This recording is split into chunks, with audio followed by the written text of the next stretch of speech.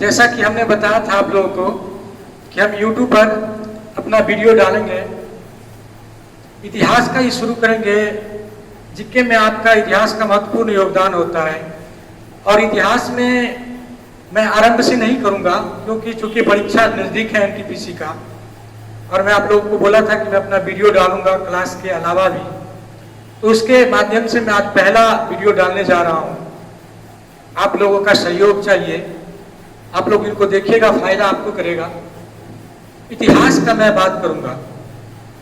तो इतिहास अतीत से वर्तमान के बीच एक अंतहीन संवाद है, जिसके पिता हेरोडोटस को कहा जाता है।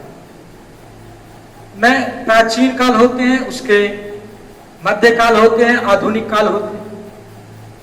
मैं प्राचीन, मध्य और आधुनिक इन सबों में किसी का बात नहीं करूंगा, चूंकि मैं वीडियो बनाऊंगा इसका भी, लेकिन मैं अभी मुख्य रूप से स्वतंत्रता संग्राम का बात करूंगा।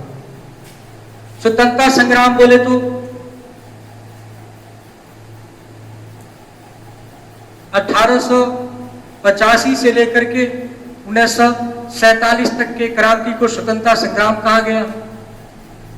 इस 1885 से लेकर के 1947 तक का जो संग्राम है, स्वतंत्रता संग्राम, इसके 3 भाग होते हैं। 3 भाग के क्रम में पहला भाग होता है 1885 से लेकर के 1905 तक, जिसे उदारवादी काल कहते हैं, जैसा कि मैं क्लास में भी बोला था।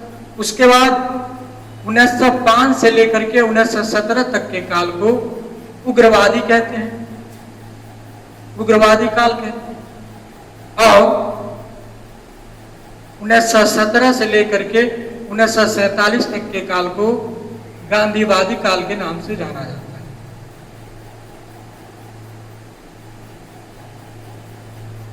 यहां से ये फेज से, चूंकि क्वेश्चन ज्यादा पूछा जाता है ये स्वतंत्रता संग्राम से,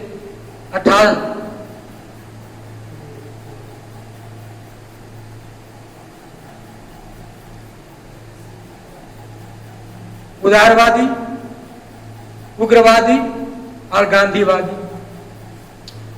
इस पूरे जो चैप्टर है 1885 से 1947 तक, यहाँ से क्वेश्चनों की संख्या ज्यादा होता है। हिस्ट्री में यदि क्वेश्चन पूछा जाए तो इसे स्वतंत्रता संग्राम नाम दिया गया है, जिसके 3 भाग उदारवादी, उग्रवादी और गांधीवादी। उदारवादी का जो काल होता है, इसके नेता को पूछा जाए, चूंकि 1885 ईस्वी में कांग्रेस की स्थापना हुई थी 28 दिसंबर 1885 ईस्वी में बॉम्बे के गोकुलदास तेजपाल संस्कृत विश्वविद्यालय में। यद्यपि यह बैठक पुणे में होना था, लेकिन वहां प्लेग के कारण नहीं हुआ। इसी से यहां से शुरू किया गया स्वतंत्रता संग्राम।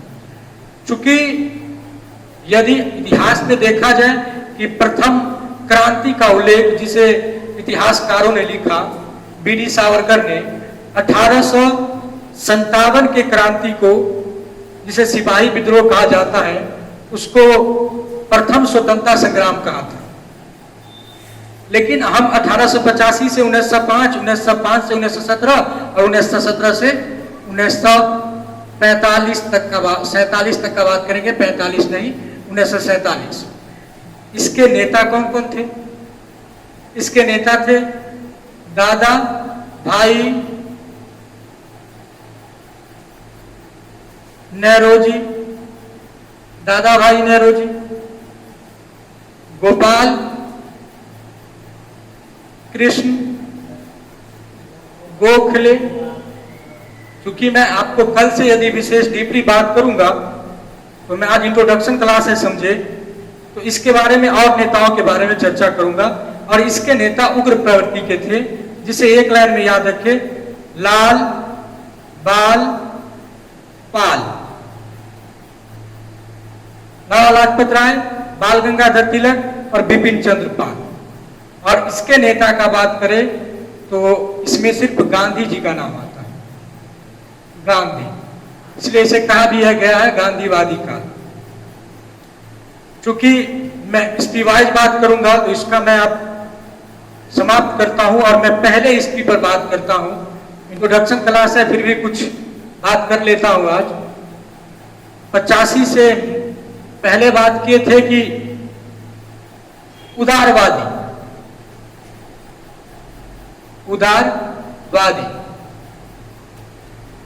काल, आपको याद होगा 1885 से लेकर के 1905 ईस्वी वाइज चलेंगे। नेता का नाम भी चर्चा करेंगे, पढ़िए। हम ईस्वी वाइज बात करेंगे।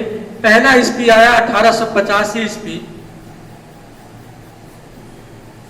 1885 ईस्वी में पॉइंट क्या क्या याद रखिएगा आप। 28 दिसंबर 1885 ईस्वी में बॉम्बे के गोकुलदास तेजपाल संस्कृत विश्वविद्यालय में कांग्रेस की स्थापना हुई। कांग्रेस की स्थापना हुई जिसमें 72 सदस्य थे और इस समय वायसराय लॉर्ड डफरिन थे।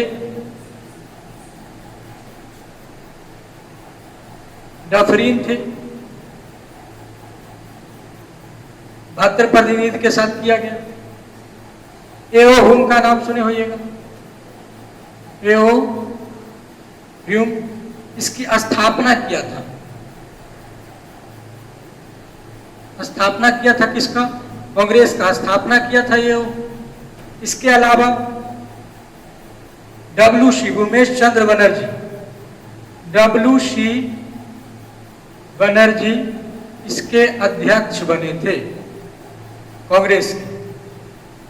पहला अधिवेशन था।